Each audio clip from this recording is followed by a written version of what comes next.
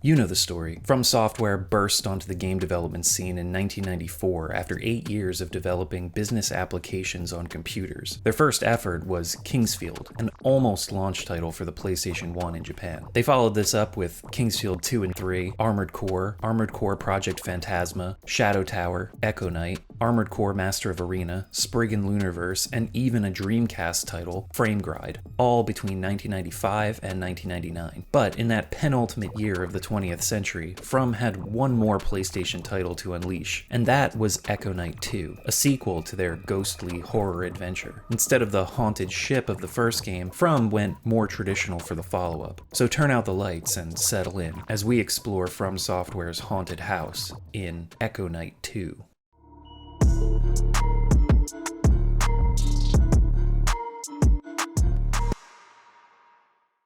Echo Knight 2 is a first-person, ghost-busting horror-adventure video game developed by From Software and released for the PlayStation 1 exclusively in Japan on August 5th, 1999. Less than a year after its predecessor. In a move not dissimilar to From's production cycle, I covered the first Echo Knight almost exactly a year ago on this channel. I didn't plan that, just sort of happened that way. Unlike the first Echo Knight, the sequel was never released in English, though a fan translation was completed in 2015, and the duo behind it did great work. So if you're looking to play Echo Knight 2 without understanding Japanese, this is the way to go. By the way, the full title of the game is Echo Knight No. 2, Nemuri no Shihaisha, which the fan translators chose to render as Echo Knight the Lord of Nightmares. If you want to get literal about it, the title is more like Ruler of Sleep, but Lord of Nightmares sounds better for a horror game. So I think the creative liberty works here. Anyway, to quickly recap the first game, Echo Knight 1 mainly took place on the Orpheus, a haunted ocean liner. It followed Richard Osmond in his quest to uncover the truth behind the mysterious Soul Stone and its connection to his father's disappearance, as well as his family's generations-long feud with the Rockwells.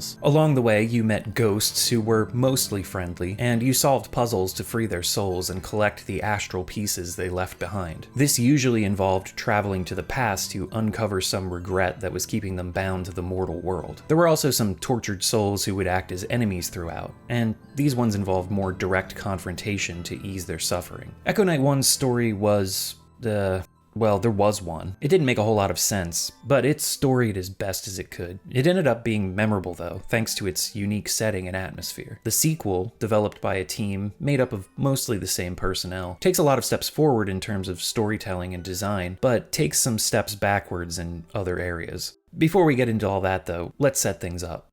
In Echo Knight 2, you once again take the role of Richard Osmond, but not the same Richard Osmond from the first game. Echo Knight 2 apparently takes place in an alternate timeline. In the first game, the present time was 1937, and that Richard Osmond was 25 years old. In Echo Knight 2, the present time is 1949, and our Richard Osmond here is also 25. So unless Richard Osmond is some sort of time traveler— oh wait. No, we're not going down that rabbit hole. I'm not going to make this more complicated than it needs to be. According to the opening narrative, Richard Osmond's girlfriend, Christina Collins, went missing 3 months ago. She worked at a local college and was last seen entering the library's reserve section. The police investigation has gone cold, so Richard has taken it upon himself to start his own search. His friend, Kent Palmer, works at the library where Christina disappeared, so Richard asks him to do him a solid and sneak him in the middle of the night. What an absolute creep. As Richard looks over the entry log and finds the section Christina was last perusing, a book from that area falls to the floor. Richard picks it up and flips to a photo of a woman who looks remarkably like Christina. This turns out to be Jessica Clancy, part of a wealthy family that owns a large estate out in the countryside. As Richard makes the night drive out there, and why is he driving out there at night? When are horror protagonists going to learn that there are proper times of the day to do things, like visit creepy mansions in the woods? Anyway, as he drives, his narration tells us of how Christina was adopted as a child and never knew her birth family. He reasons that she must have gone to the Clancy residence to see if there was any connection between her and Jessica, but the PS1's limited draw distance lets him down, like it has so many of us, and he crashes into a fallen tree. In a dreamlike sequence, we see an unknown man and a red-haired woman speaking in a long hallway. There's a woman's face on the double doors at the end of this passageway, and that looks really cool, actually. Anyway, the man mentions Christina's name and says she's all he needs. The woman says that he'll need to kill Christina to get what he wants, but warns him that he'll lose even more in the process. The man then pulls out a gun and shoots her in the head. Richard wakes up, unsure of what he's just experienced, and finds himself in bed. A man is standing nearby, and this is Brian Node. Brian was out just wandering the forest at night, as you do, and happened upon Richard's car. He pulled Richard from the wreckage and brought him to the Clancy residence, which apparently he didn't even know was here. What was Brian doing out in the forest at night? And was he really unaware of the Clancy residence's location? For now, there's no time for questions. Brian leaves to try to find a way to turn on the lights. Out in the hallway, he's discovered a distribution box, but they need a key to turn the power on. So Richard heads off to search for one as Brian just stares real hard at it. Yeah, don't strain yourself there, buddy. At one end of the corridor, we can find the passageway we saw in the dream sequence, and beyond those creepy woman-faced doors is a glass coffin with a woman inside. Richard at first believes that it's Christina, but upon closer inspection, decides that he isn't so sure. In a nearby room with a large fish tank, Richard uses his lighter on a candle on the windowsill and reveals a ghost boy trying to open a cabinet. The boy says he needs to get to the fish food inside, but when the lights went off, another ghost came out and hid the key. Richard is then transported into the past. Where the lights are on, the fish tank is filled with water and fish, and the little boy is alive and well. He asks Richard to open the cabinet nearby and get the fish food. Doing so, the boy feeds his fish, then asks Richard to put the food back for him. Goddamn rich kids think everyone else in the world is just their servant. The kid then throws Richard a key and says, "Hey, lock up that cabinet too while you're at it, bitch." After locking the cabinet, Richard returns to the present, where he can use the key to open it, and the ghost boy is now able to feed his ghost fish, which was the last obligation tying him to this mortal plane of existence. This triggers the appearance of the red-haired woman that we saw in the dream sequence earlier. She looks pretty good for just getting shot in the head. She informs Richard that almost everyone in the house is dead, and asks if he's going to save them all. She tells Richard to head to the garden, where the man who killed that little boy should still be around.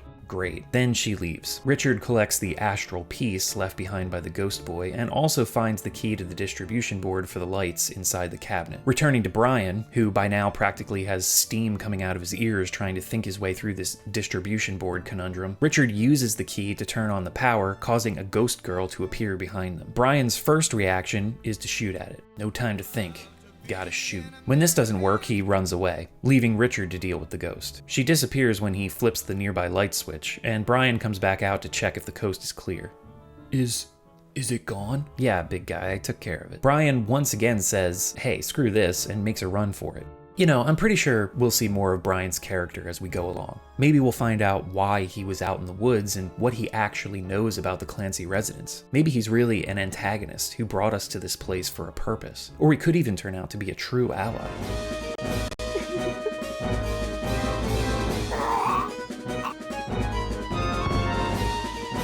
Oop, nope. He's dead.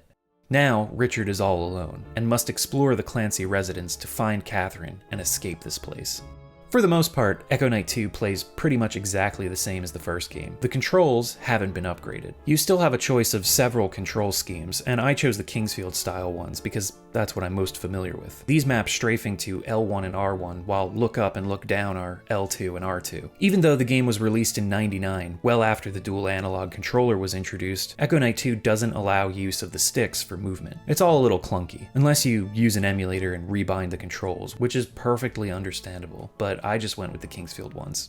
You get used to it. One thing that helped the first game out was being able to adjust the movement and turning speed to your liking. Unfortunately, Echo Knight 2 doesn't have this option. The movement speed is a bit faster than Echo Knight 1's default, but it's nowhere near as smooth as setting things to faster or fastest in that game. I don't know why they did away with this option. You have other special settings though, like automatically lighting nearby candles, automatically healing when low on health, and enabling a compass, which we pick up from Brian's corpse. Aside from the compass, which wasn't available in Echo Knight 1, but was a feature in all three Kingsfield games for the PlayStation, these other quality of life options seem uncharacteristic for From let me just pound you into the ground software. But Echo Knight's focus isn't on difficult gameplay. They save the difficulty this time around for item hunting, and we'll get to that. Much like the first game, you interact with friendly ghosts who appear when lights are on, many of whom require require trips to the past to get context for their continued attachment to the world of the living. Then you'll need to either solve a puzzle or find a specific belonging to set their spirit to rest. Some of these are clever, like figuring out sheet music notation so a woman can play a song on a piano. This draws her lover, who was lost in another part of the house and couldn't find her, to the room where they're reunited. Or finding a broken violin and traveling to the past where the owner, a servant, will fix it and place it back in the same spot. So when you return to the present, you'll find a working violin instead and be able to give it to the owner's ghost who had forgotten where he had put it. Those ones are pretty straightforward,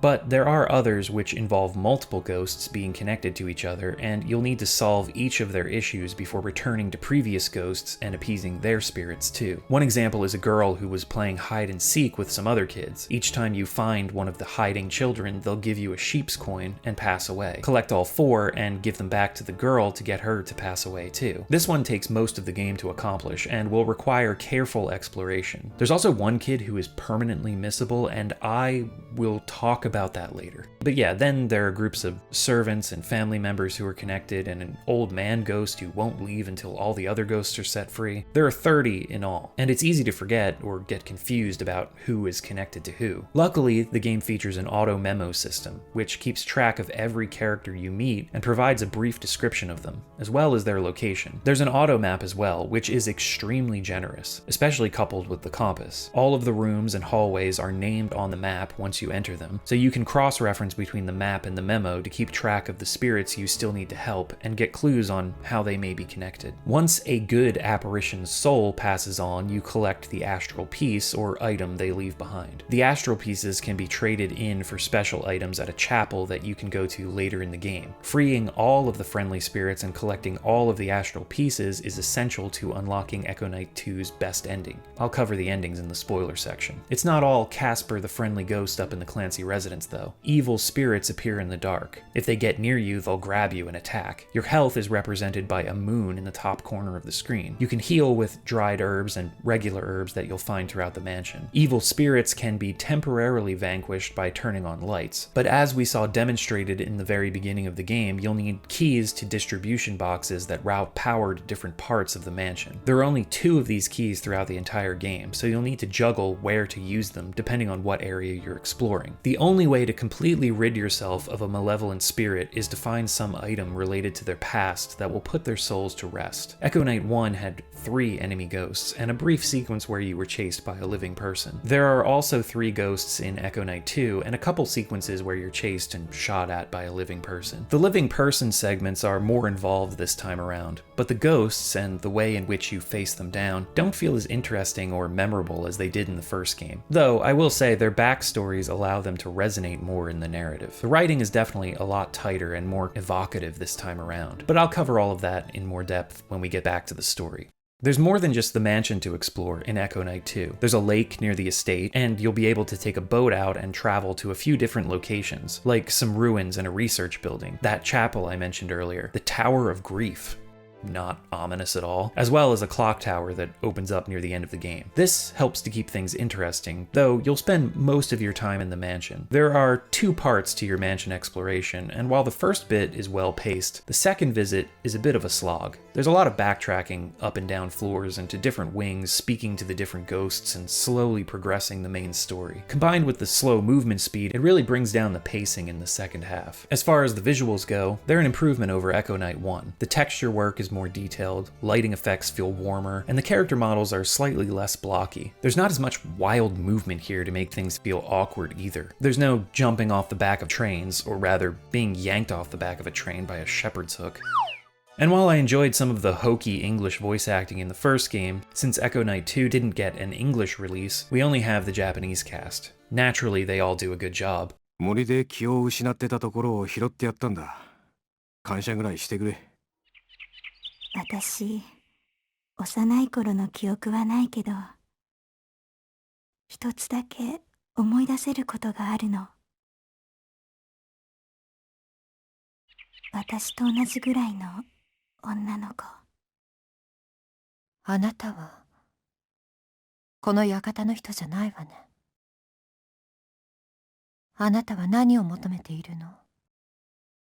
誰のために？ though I did miss the merchant character's voice actor this time around. This is a special potion that I've made. It may be weak, but it has the power to cure you when you are possessed. As you're wandering the various locations, you'll be accompanied by only Richard's footsteps and random background noises. As you're wandering the various locations, you'll be accompanied by only Richard's footsteps and random background noises, of which there are very few. Dripping water in some areas, some wind outdoors. Other than that, it's silence during exploration.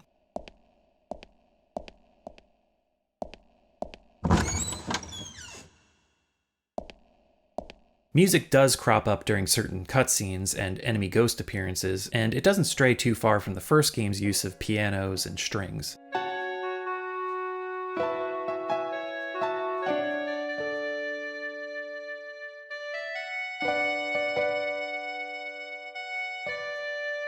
It sets the tone nicely, but nothing really stood out for me. So the gameplay in Echo Knight 2 is similar to the first, but expanded upon. The level design is an improvement, but the setting isn't as memorable. The enemy ghosts also aren't as unique, but their backstories make up for their blander visual designs. And the plot itself is much more coherent. So let's get back to that.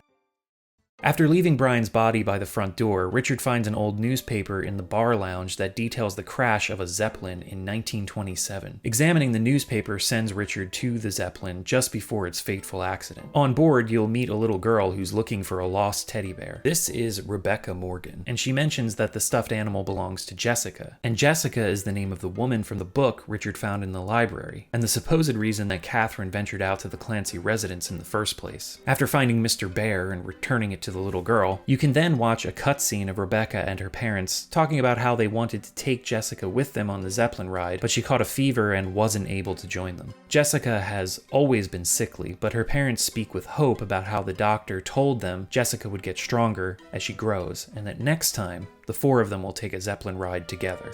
そうしよう。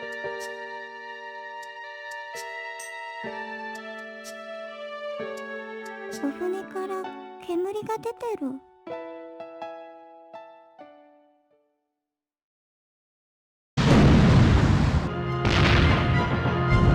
Well, we all saw that one coming, didn't we? Later, Richard finds his way to the west courtyard and is attacked by the ghost girl from earlier and her dog, Dino. Inspecting Dino's grave in the corner of the yard sends Richard back to the past, where the girl is still alive and searching for Dino. Turns out he got himself trapped in the wine cellar, and he's got the wrench to fix the lift to get out of this place. So after trapping the little bugger and taking away the wrench, Richard fixes the lift and the two of them get out of there. Unfortunately, while he was gone, the girl was stabbed. By her brother, according to her, and she hands over her opal necklace before passing away. As Dino howls in lamentation, Richard returns to the present. Avoiding the ghost of Dino and passing the necklace on to the girl eases her spirit, and she and Dino are released from their torment.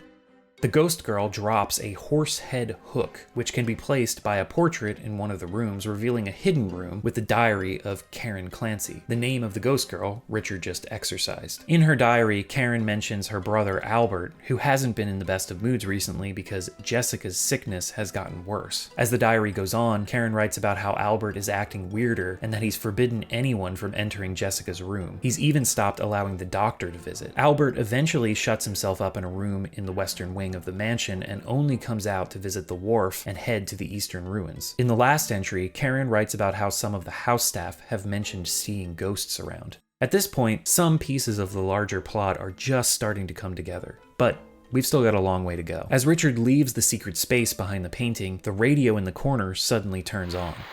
私は会っている。湖、南に跡が。教会。 And when he leaves the room, he hears something being dragged along the floor and a door closing.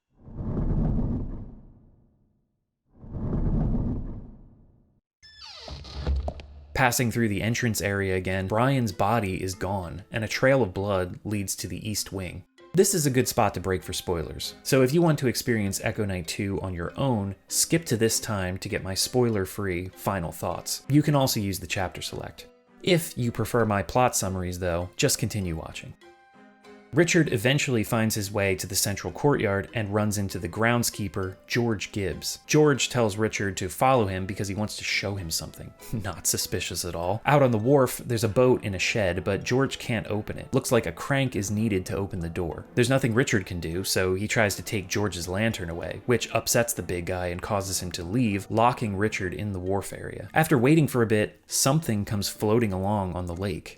Brian's body. George shows up again, and this time he's got a gun. So it's time to run away. Now, here's a logic-defying, puzzle-based encounter. Richard needs to run to the east courtyard to get to the fueling station, grab a container of oil, then run to the garden area. In the garden maintenance house, he needs to fill the generator with oil, turn it on, then run outside and turn a valve. Finally, he needs to head to the greenhouse and flip a switch on the wall. All the while, George is following with his gun, and as you can imagine, getting shot hurts.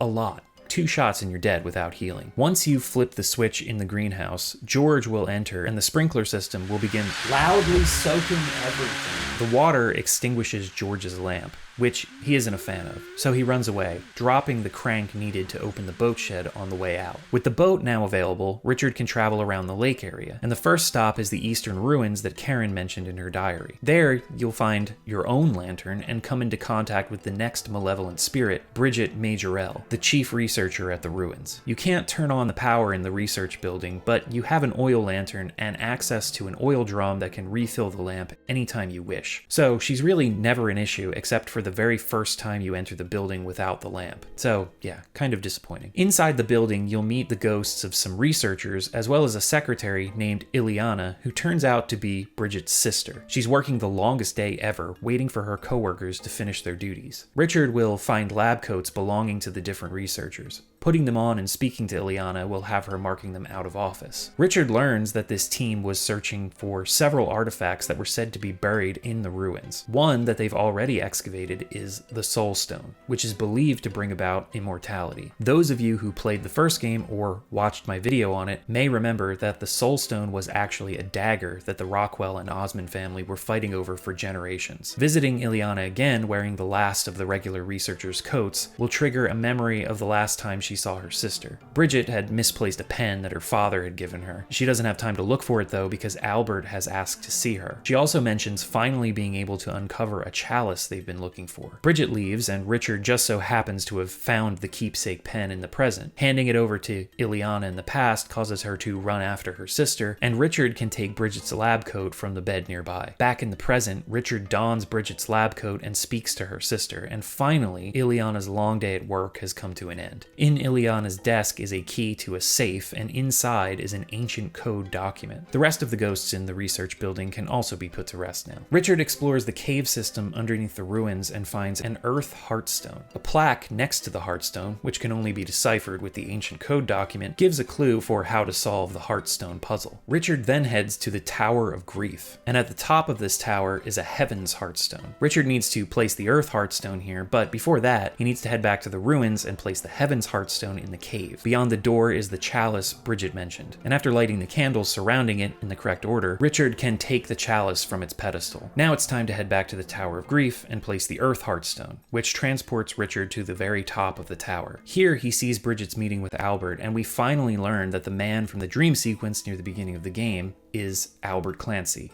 current head of the Clancy residence. You may have already pieced that together, but this is the first concrete proof the game gives. Albert produces the Soulstone dagger and stabs Bridget. Back in the present, the evil spirit of Bridget confronts Richard, but giving her the chalice frees her soul. 父さんの夢やっと Taking the item she drops and placing it in the monument in the tower reveals a path to a glass coffin with a mummified corpse inside. And here, Albert confronts Richard for the first time in person. 不滅なる死とともに永遠の生をこの塔を作った古の民の伝承だ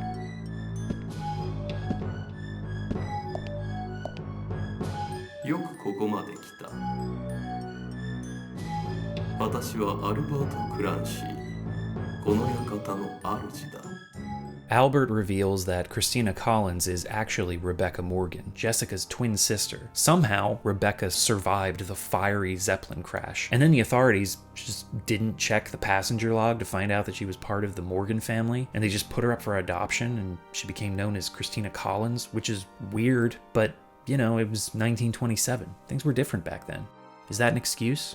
I don't know. Anyway, Albert knows who Richard is and knows that he's looking for Christina, or rather, Rebecca, but Albert says he needs her to save his wife, Jessica. When twin souls are made whole again, the bearer will receive immortality, according to Albert. So Albert has been killing workers and members of his own family with the Soul Stone, absorbing their life force, trying to imbue it with enough power to start the ritual that would bring his wife back from the dead. At that moment, George grabs Richard, which is kind of a neat thing because you can try to struggle here, but can't move anywhere because apparently George has you from behind. Bad choice of words there. Albert comes up and sprays some chemicals in Richard's face and Richard passes out. Then I guess they have their way with him. I mean, you don't know that that didn't happen. I don't know. What happens in the Grief Tower stays in the Grief Tower. By the way, who the hell is this mummified woman?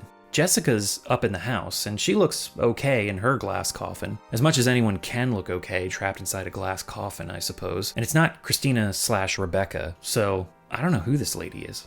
Anyway, Richard awakens in a prison cell, and George has taken all of his belongings. He tells Richard to be quiet and not to mess with the bed on the wall, because if he breaks it, then he'll have to come in there and fix it. Ooh. George gets hungry and leaves for a bit, but left all of Richard's belongings right by his cell, so it's easy enough to get all his stuff back. Then he goes and breaks the bed. When George comes back, he enters the cell to fix it, but leaves the door wide open. So it's easy peasy to slip out and lock George in. Richard doesn't get very far before the big oaf breaks down the door though, and comes after him with a club. This leads to a chase through the prison, and Richard ends up at a dead end near an underground river. And George is pretty happy with himself now that he has Richard cornered.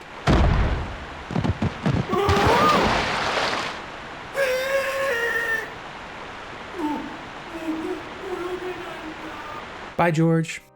And then, oh man, get this. And then Richard uses the door George just knocked down to go on a rafting adventure. The joy, the just pure joy I experienced when I realized what was happening in this moment, indescribable. When he got on that door, I shouted out loud, "He's doing it! Oh my God, he's doing it!" There are even multiple paths to take through the cavern, and at certain points you have to dodge falling stalactites. It's stalactites, right? Those are the hanging ones. Yeah, this is the best part of the entire game. At the end of his underground river excursion, Richard finds himself under the mansion and runs into the red-haired woman again. She talks about Albert and how he's killed so many people, and how he said he was willing to sacrifice everything for the one he loved. And this is why she told him about the Soul Stone. The red-haired woman seems hopeful that Richard isn't like Albert. Interesting. Now that we've returned to the mansion, there's a lot to do, but the second visit feels more slowly paced than the first. I think a lot of it has to do with the fact that the ghost that follows you around here is not really a threat most of the time. In fact, I didn't even realize there was a ghost at first. There's this chime sound that you hear getting louder and louder in dark areas, but for whatever reason, it didn't register with me that this was a ghost getting closer. There are other parts of the game where you can hear noises coming from certain rooms, so that's what I thought it was at first. It wasn't until after I had switched the power on and entered a room where the lights were broken that I finally encountered the ghost in this area, and it really just surprised me more than anything. When I got grabbed by her, I just thought, oh shit, there is a ghost here.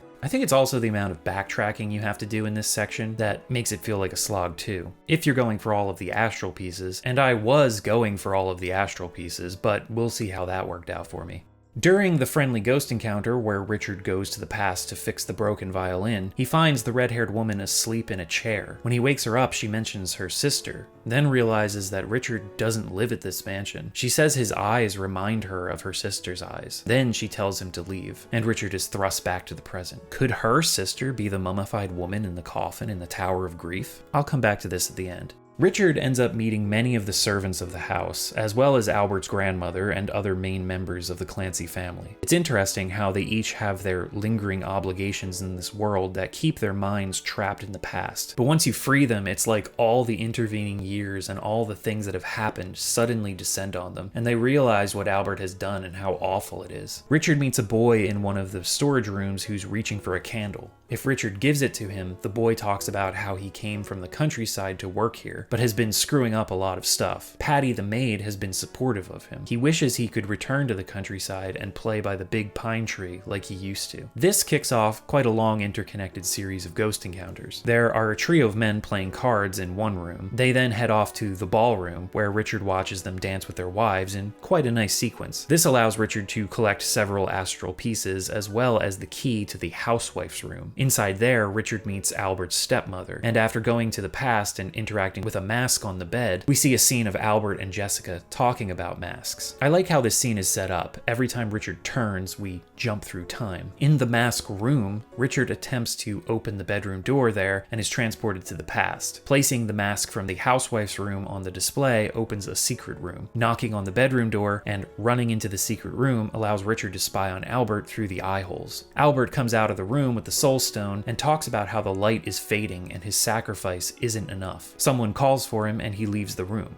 Richard then takes the key to the bedroom and unlocks it. Inside, he finds a corpse stuffed under the bed with a pine cone on the floor nearby. The boy in the storage room mentioned Patty the maid and a pine tree, so now we know the identity of the ghost who's haunting this portion of the game. Giving the pine cone to the boy frees him and he drops an earring. Returning to the mask bedroom in the present, Richard encounters Patty's ghost. But giving her the earring the boy dropped frees her spirit. And now we don't have to contend with any more ghosts for the rest of the game. But there are still quite a few things left to do in the mansion. I'll keep it mainly focused on the main story beats. There's a section where you need to cross the roof to get to the last portion of the mansion that we've yet to access. The wind up here is blowing you all around. It's just a short little sequence that I thought was neat. After that, Richard finds a room called the Star Chart Archives, as well as Albert's father, Edgar Clancy. Each time Richard speaks to Edgar, he sees Richard as Albert at different ages, and asks him to put a book back on its proper shelf in the archive. After accomplishing this, Richard opens the Lion's Room and confronts Albert. Before Richard is stabbed, he's sent to the past again and witnesses a scene between Albert and the red-haired woman.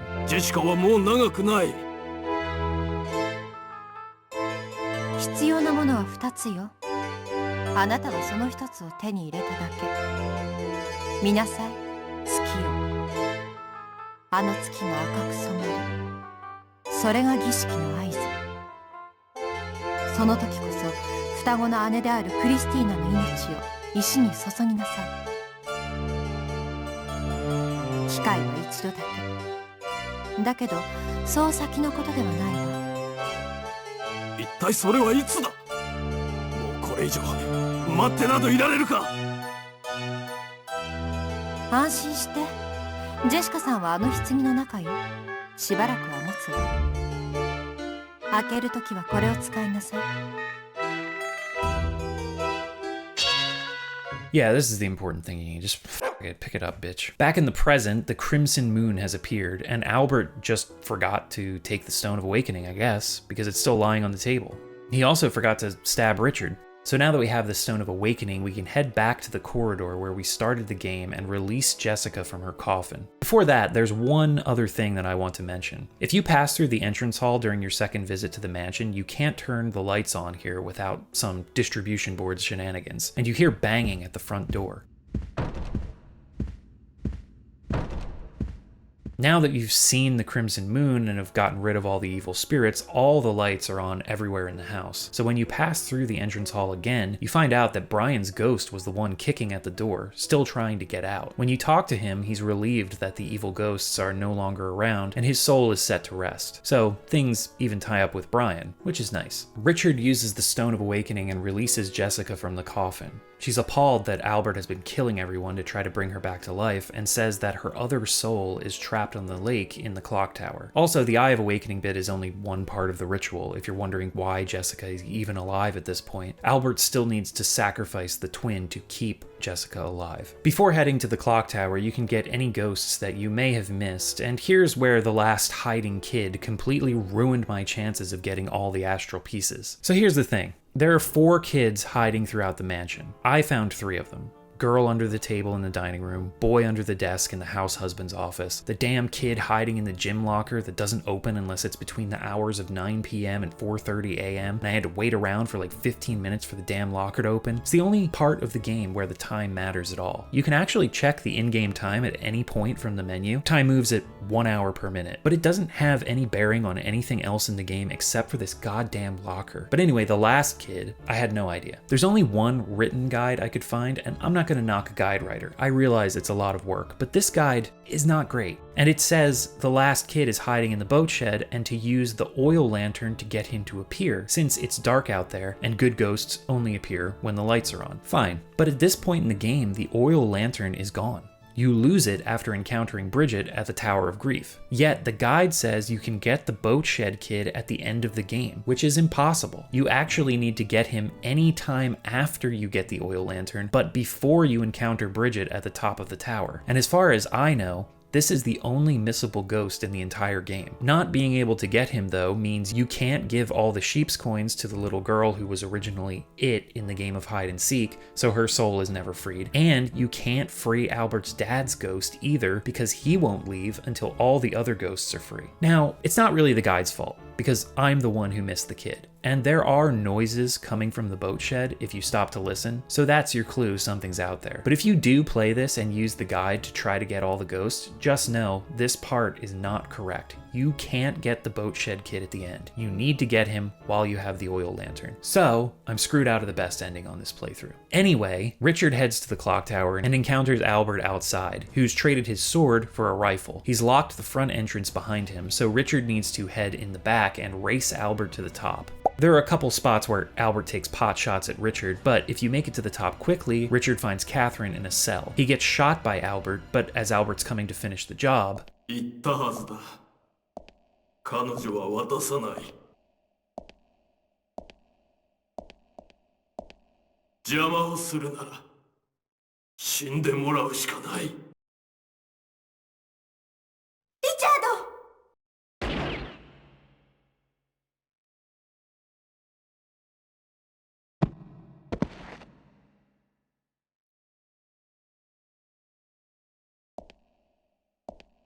ジェシカ、なぜここに？アルバート、もうやめて。ジェシカ、私は怖かったんだ。母と同じ。君が消えていく。一人だけ、私だけ残されて。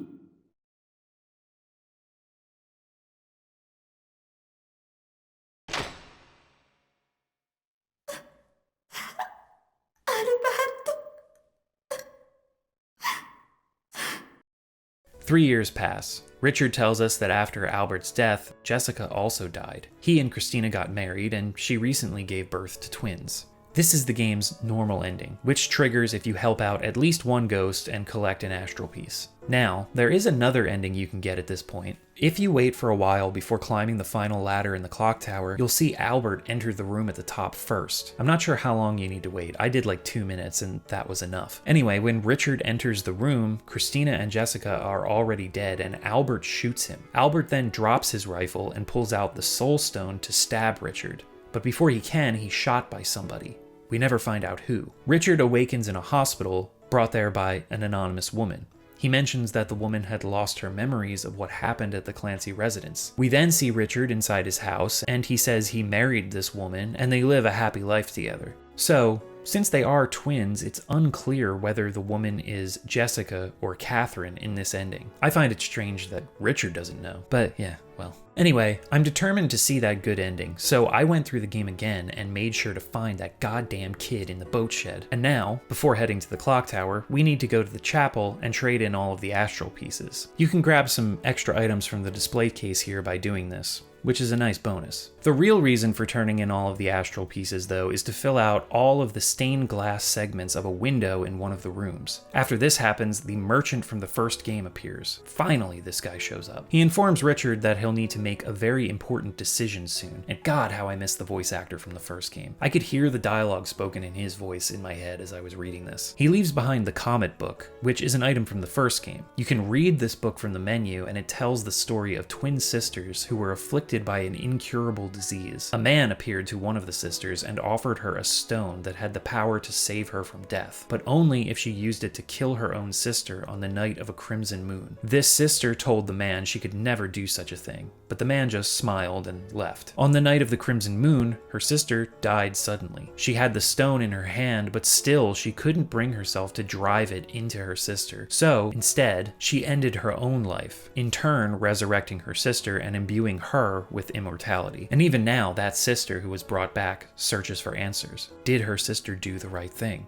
So the mummified corpse in the Tower of Grief, the red-haired woman's sister who sacrificed herself. That's some pretty good storytelling. This time, when Richard arrives at the top of the clock tower, he gets shot by Albert. But as Albert is about to finish the job, the red-haired woman shoots him from behind. She takes the soul stone from him and exits through another door. After freeing Catherine, Richard follows the red-haired woman to the very top of the tower, where she offers him the soul stone. Now, there are two ways to handle this. One, you can accept it, and in her disappointment, she'll stab Richard, and you'll see a newspaper report that details how Richard disappeared from the campus library and was never seen again. Technically an ending, I suppose. But if Richard refuses the dagger, the red-haired woman will claim that she found the answer and calls for the merchant to appear. He does so and explains that unless someone else inherits the soul stone, she'll never be able to die again. And he's curious why she chose this path. She says that she just wanted to know whether or not everyone was willing to crush anything in their path to achieve their own desires. But since Richard didn't, she now knows there's hope. She throws away the soul stone, and the merchant says this has all been very interesting, and he'll grant her death anyway.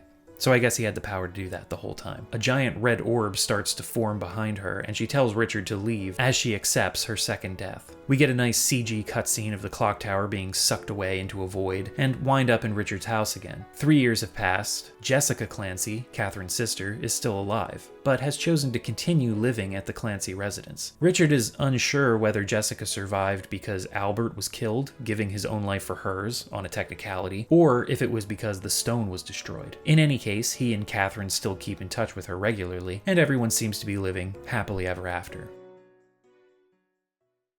But there's one more ending. If you are a complete bastard man and don't do certain things the way the ghosts want you to, like, for instance, feeding the fish yourself and using up all of the fish food, then when you return to the present with the cabinet key, the ghost boy will say there's no fish food left and start crying because he can't feed his fish, so his soul is never freed. Because Dennis is a bastard man!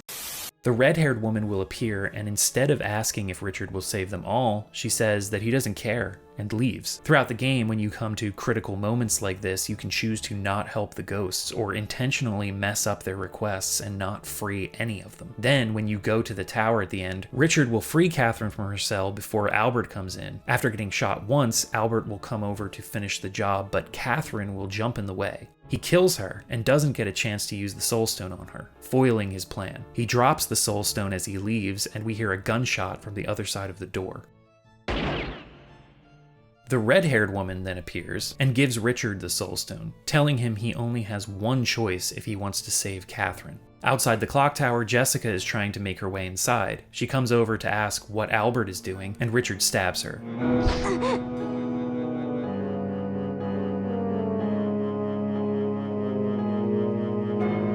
The soul stone glows red. We know from Albert's attempts, though, that Richard is also going to have to give his own life if he wants to save Catherine. So that's Echo Knight 2.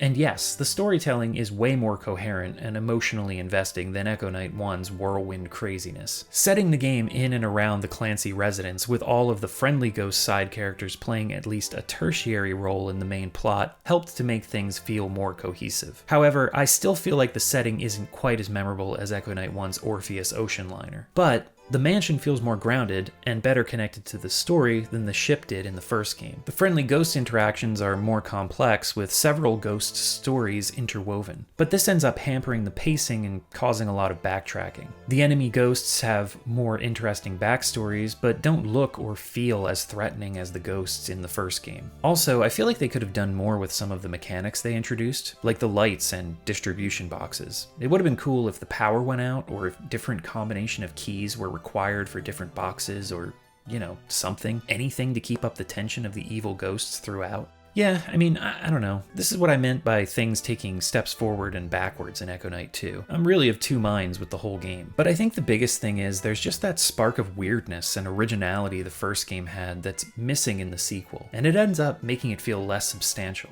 Don't get me wrong, I really liked Echo Knight 2 for its story and characters, but I feel like if I had to recommend one of the PlayStation entries in this series to someone who's never played it before, I'd choose the first game. It's got a wackiness to it that makes it charming. It also features less backtracking and a shorter runtime, which makes it feel like a better paced game. Echo Knight 1 took me about 4.5 hours on a first playthrough, while Echo Knight 2 took around 8. Still, Echo Knight 2 had some excellent moments and was fun to dissect and talk about. And so, where would the Echo Knight series go from here?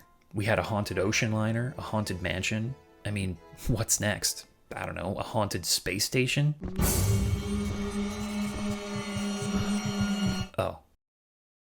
And that's it for the Echo Knight 2 video. If you liked it, please give it a like, share it with a friend, write a comment, subscribe to the channel if you haven't. There are more strange games to come. If you really like what I do, you can support the channel additionally by donating to my Patreon or becoming a YouTube member, like all of these fine folks on screen. They give me hope that we'll one day live in a world free from the tyranny of YouTube censorship, or at least I will. But they also get to watch videos a couple of days before I make them public, vote in polls to decide what games I cover next, and get exclusive updates from me. I've also got a little something extra in the works for the Dungeon Dwellers, as I call them. I'll be unveiling that soon. And if you give $5 or more every month, you get your name read out loud at the end of videos like these Dungeon Architects. Antichrist Alex, Benifer94, Chaos Arcanum, Dan, Danny Kilpatrick, David Carr, Glenn Haven, Goats and Goblins, Half HP, High Food Court, Izzy Lexus, Joshua Ayers, Justin Darnell, Captain Ketchup, Kevin Hanley,